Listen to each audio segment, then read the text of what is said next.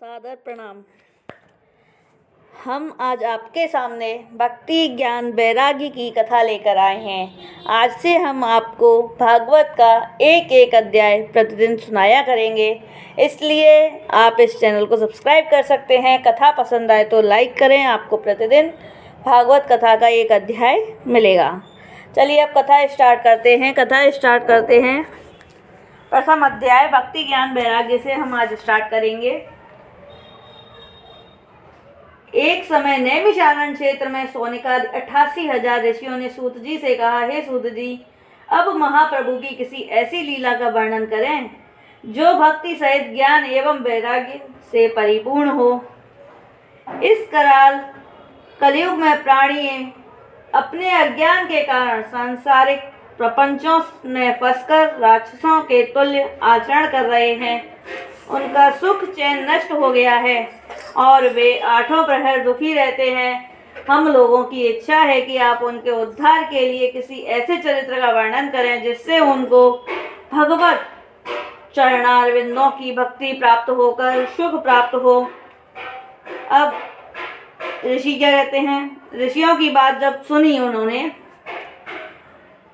तो ऋषियों की बात सुनकर सूत जी ने कहा, अत्यंत प्रसन्न होकर बोले। पहले ऋषियों ने ये सब कहा कि एक समय नैमिषारण्य में जब भगवान बैठे हुए थे तो सूत जी बैठे हुए थे, सभी ऋषियों ने 88,000 ऋषि और सोनकादि ऋषि थे, उन सबके बीच वार्तालाप चल रही थी। अब सूत जी क्या कहते हैं सुनिएगा।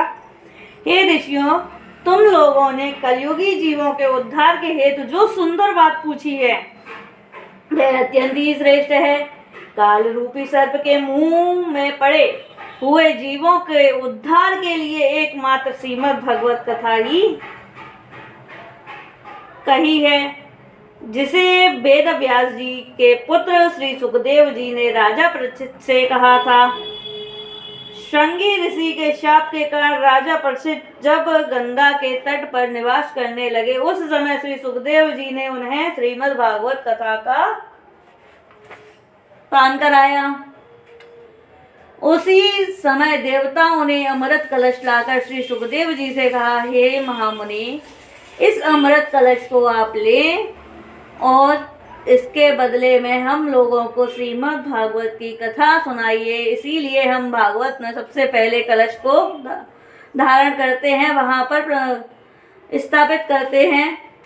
देवताओं की बात सुनकर श्री सुखदेव जी बोले, हे देवताओं, इस अमृत को पीने से तो मनुष्य की आयु केवल देवताओं के समान ही हो सकती है, किंतु तुम्हारे इस अमृत से कहीं अधिक श्रेष्ठ यह भागवत कथा है, जिसके एक सप्ताह पढ़ने तथा श्रवण करने मात्र से ही प्राणी अमर हो जाता है। देखो कितनी बड़ी बात कही गई है।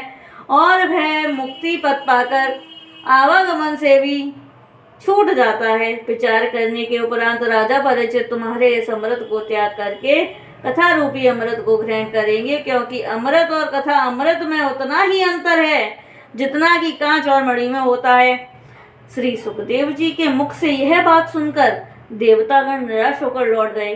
सूत जी ने ऋषियों से कहा, हे ऋषियों, सनकादिक ऋषियों ने देवर्षि नारद को श्रीमद् भागवत की कथा सुनाने के पश्चात कथा की विधि का वर्णन किया।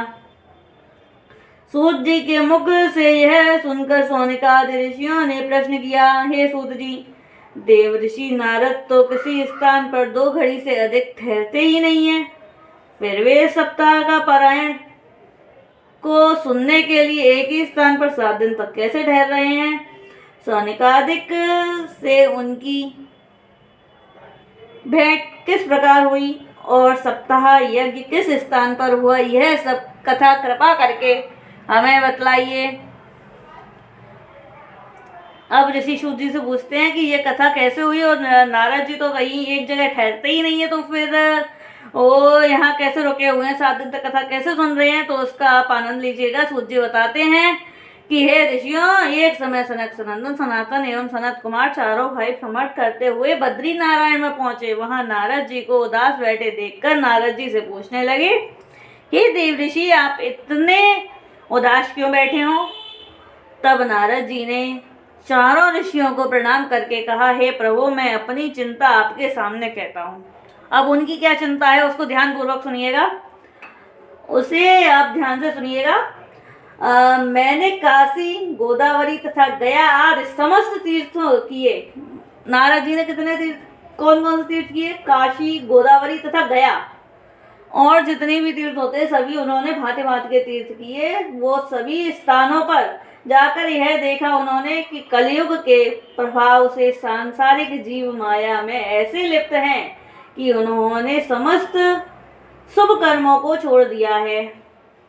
और क्या देखा नारद जी ने? सब लोग अपने उदार पूर्ति की चिंता में लगे हुए हैं, अपने पेट को भरने की चिंता में लगे हुए हैं, अपने आपातूपी में लगे हुए हैं। वे झूठ बोलते हैं, पाखंड का सहारा लेते हैं, माता पिता की सेवा नहीं करते तथा धन के लालच में अपनी कन्याओं को नीच कुल में भी बेच देते हैं।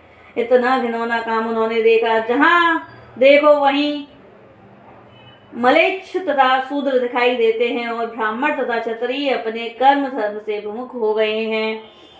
इतना भयंकर कलयुग उन्होंने देखा। हे प्रभु, मैं सभी स्थानों पर उन लोगों को अपने धर्म से विमुख हुआ देखकर, जब नारद जी ने उन सभी लोगों को अपने धर्म से विमुख देखा, तब वो मथुरापुरी में यमुना के किनारे पहुंचे। देखते हुए वो जब धरती का भ्रमण कर रहे थे तो मथुरा के यमुना किनारे भी पहुंचे। वहां उन्होंने क्या देखा? वहां नारद जी ने देखा कि एक जवान स्त्री यमुना किनारे बैठी रो रही है और उसके पास दो वृद्ध पुरुष अचेत अवस्था में पड़े हुए। नारद जी ने क्या देखा?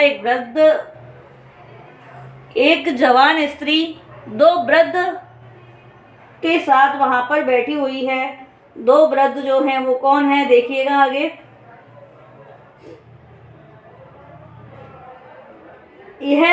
वह मुझे देखते ही, वह नारद जी को देखते ही खड़े होकर बोले। मतलब जो दोनों भक्ति ज्ञान वैराग्य, मतलब जो जवान स्त्री थी वो भक्ति थी, और जो वो थे उनके पास जो लेटे हुए थे, जो बुजुर्ग हो चुके थे, वो उनके भक्ति के पुत्र थे, ज्ञान और वैराग्य। तो वो तीनों खड़े होकर के नारद जी से क्या बोले? नारद जी को देखते ही खड़े हुए, उन्होंने प्रणाम किया और बोले, हे महाराज, आप थोड़ी देर यहाँ ठहर कर मेरा दुख सुन लीजिए। तो नारद जी ने वहां पर बैठे और उन्होंने सुना। वो बोलते हैं, मैं बड़भागी हूँ जो मैंने आपके दर्शन पाए। उनकी यह बात सुनकर नारद जी ने क्या उत्तर दिया? उनसे पूछा कि तुम कौन हो और ये दोनों पुरुष कौन हैं? अब देखिएगा कितना बढ़िया दर्शन आएगा। जो अचेत पड़े हुए थे दोनों वृद्ध, वो कौन है, और जो जवान स्त्री है वो कौन है? उनसे उन्होंने पूछा तो वह बोली, है महाराज, मेरा नाम भक्ति है। जो जवान स्त्री थी उसका नाम भक्ति था, और ये दोनों जो अचेत पड़े हुए हैं ये दोनों मेरे पुत्र हैं। ज्ञान और वैराग्य इनका नाम है, और ये जो स्त्रियां हैं ये गंगा, यमुना, सरस्वती आदि नदियां हैं जो स्त्री रूप धारण कर यहाँ मेरी सेवा करने के लिए उपस्थित हुई हैं। ऐसा भक्ति देवी कह रही हैं। भक्ति देवी और क्या कहती हैं? द्रविड़ देश में जन्म लिया। भक्ति देवी ने कहाँ जन्म लिया? द्रविड़ देश में। कर्नाटक देश में सयानी हुई और कुछ दिन तक वे दक्षिण में रही। फिर गुजरात में पहुंचने पर बूढ़ी हो गई। अब भक्ति देवी कहाँ है? वृंदावन में। अब जब भक्ति देवी वृंदावन आई तब से उन्हें फिर तरुणाई प्राप्त हुई।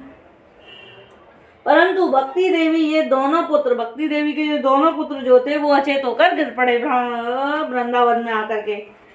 इनमें बोलने तक की सामर्थ्य नहीं रही। इनके दुख के कारण भक्ति देवी अत्यंत दुखी हुई। देखो यह कितनी लज्जा की बात है कि पुत्र तो बूढ़े हो गए परंतु मैं तरुण ही बनी हुई हूँ। भक्ति देवी कहती हैं, देखिए कि पुत्र तो बूढ़े हो गए और मैं अभी भी जवान ही हूँ। इस सब का क्या कारण है, यह आप मुझे बताने की कृपा करें।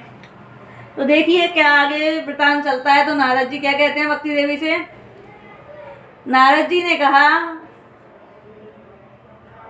भगवान से, अब वहां तो वो सुन के आ गए, अब वो भगवान के पास गए हैं।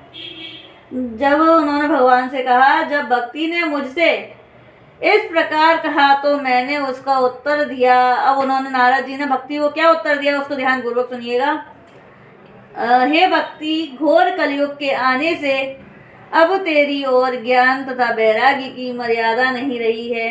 वृंदावन में आने के कारण जो तेरा प्रमुख स्थान है तू तरुण हो गई है, परंतु तेरे पुत्रों को कलयुग ने कोई नहीं मानता, न ज्ञान को कोई माने कलयुग में, ना वैरागी को कोई माने। आज आप भी बताइए कि वैरागी कोई लेना चाहेगा? शायद हमारे ख्याल से तो कोई नहीं लेना चाहेगा, और ना ही कोई अपने बच्चों को भेजेगा वैरागी में। तो वही है, ज्ञान सबके पास अथाह है, कोई किसी का ज्ञान नहीं लेना चाहता। आज के ज़माने में अगर कोई ज्ञान दे तो शायद ही कोई लेना चाहेगा, वरना ये कहेगा कि अपने आप में ज़्यादा ज्ञान नहीं समझ रहे हैं। तो वृंदावन में आने के कारण जो तेरा प्रमुख स्थान है, भक्ति देवी का जो प्रमुख स्थान है, वो तो इसलिए तुम जवान हो गई, परंतु जो तुम्हारे पुत्र हैं भक्ति देवी, उनको कलयुग में कोई नहीं मानता, इससे वे बूढ़े और निर्बल हो गए हैं। जब इंसान की मर्यादा घटती है तो उसकी बुद्धि भी घटती है, और उसका बल भी और छल भी सब घट जाता है, ऐसा इसमें वर्णन है। यह सुनकर भक्ति ने पूछा, नारद जी से पूछा, क्या पूछा? यदि यह कलयुग ऐसा ही दुष्ट है तो राजा परीक्षित ने उसे जीवित क्यों छोड़ दिया? भक्ति पूछती है कि राजा परीक्षित ने जीवित क्यों छोड़ा कलयुग को? तब नारद जी ने उत्तर दिया और भक्ति जी को समझाया और कहा कि राजा परीक्षित ने कलयुग को एक विशेष गुण के कारण जीवित छोड़ दिया। वो विशेष गुण क्या है?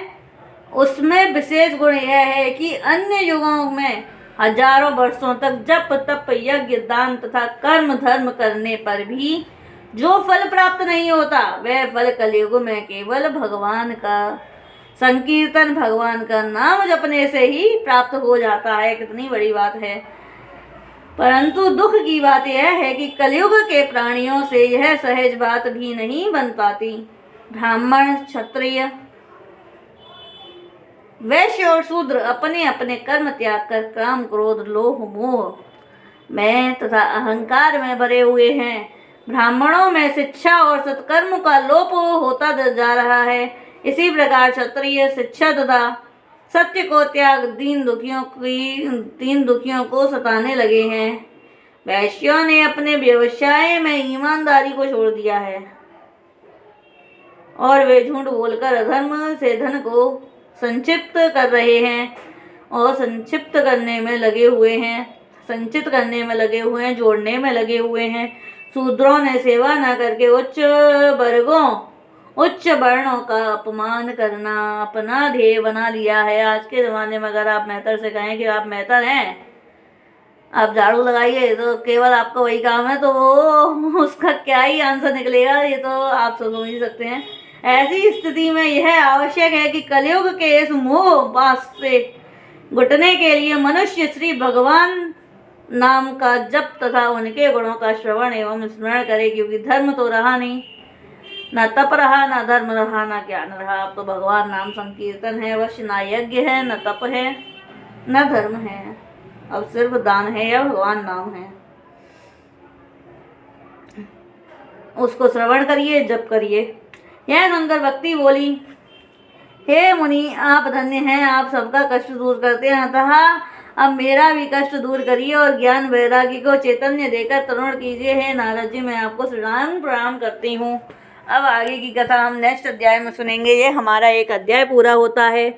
यहाँ पर अगर आपको जो भी प्रश्न है आप मुझसे कमेंट बॉक्स में पूछ सकते हैं कि कहाँ आपको कौन सी कथा समझ नहीं आई है। इस कथा का सारांश ये है कि जब 88,000 ऋषि, सौनकादि ऋषि सूत जी के पास बैठे होते हैं, वो भागवत कथा के बारे में वर्णन कर रहे होते हैं, उस समय बात चल रही होती है। तो वो बताते हैं कि नारद जी जब भक्ति ज्ञान वैराग्य के पास गए, धरती का भ्रमण कर रहे थे, तो उनको ज्ञान और वैराग्य और भक्ति तीनों वृंदावन में जाकर के मिले। तब उन्होंने, भक्ति ने अपना वृतांत बताया कि मैं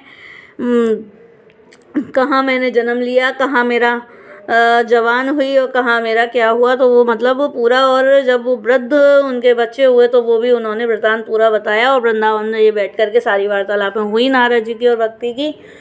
तो ये हमने आज के अध्याय में सुना। कल के अध्याय में हम सुनेंगे ज्ञान वैराग्य की जागृति के लिए नारद जी का भक्ति को धीरज बनाना। चलिए आज हम आपसे यहीं पर विदा लेते हैं। धन्यवाद।